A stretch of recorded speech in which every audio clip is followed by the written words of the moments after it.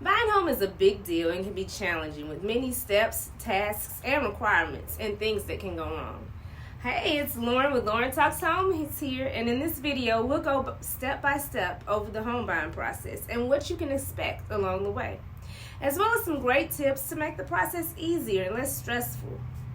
So let's talk homes.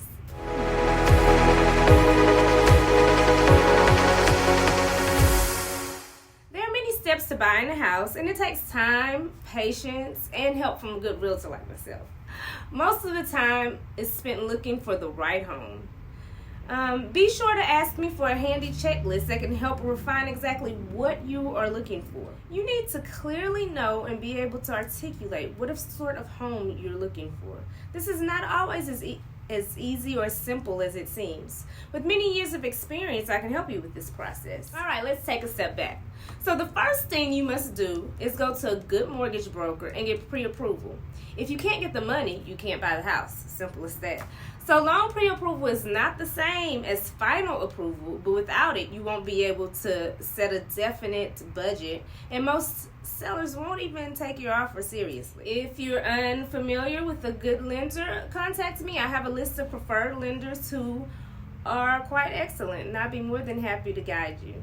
So next, you want to set a budget, and you can only do that with your pre-approval.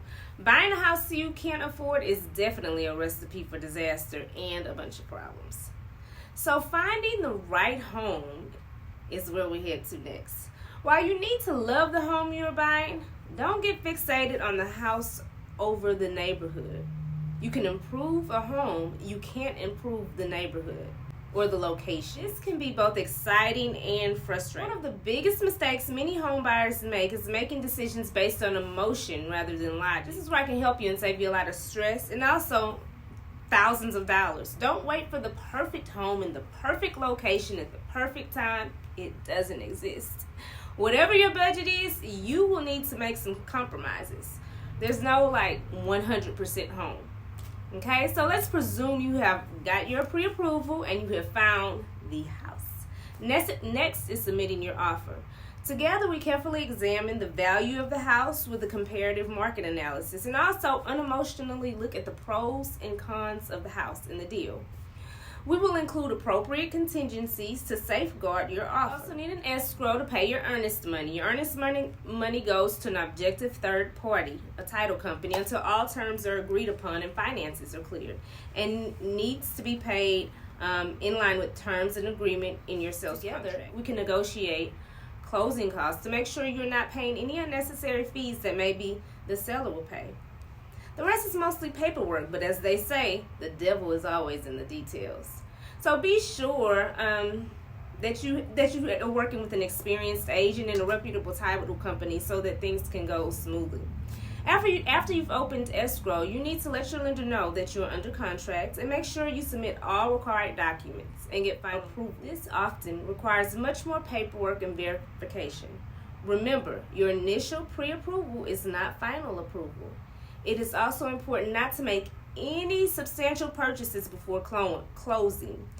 This has been known to deny borrowers their mortgage at the last moment before closing. Also, don't open any new credit cards and things like that.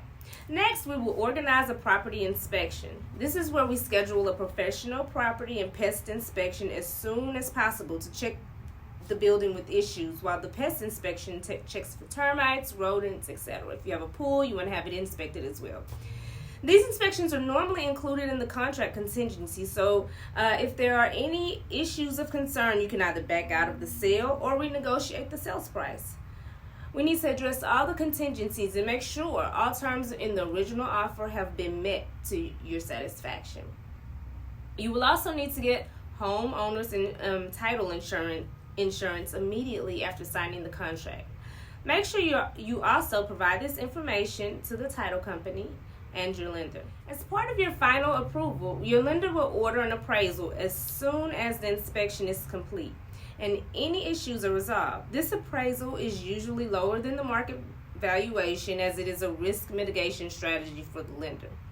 You should have contingencies in your contract to safeguard you if there is a substantial difference between what you are paying and what the appraised value of the home is.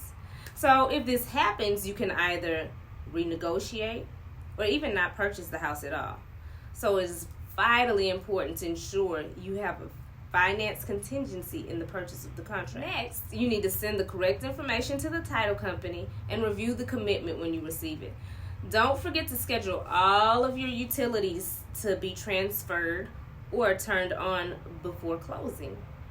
And schedule a final walkthrough right before closing to make sure everything is as it should be and ready for closing. At long last, the time has come to take possession of your new home.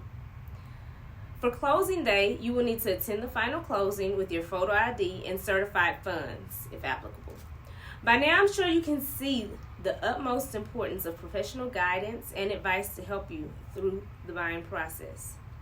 The right agent will save you a lot of money, issues, and stress. If you have any questions, feel free to reach out to me or check below and take a look at my home buying guide. All right? Till next time, Lauren Talks Homes. Thanks.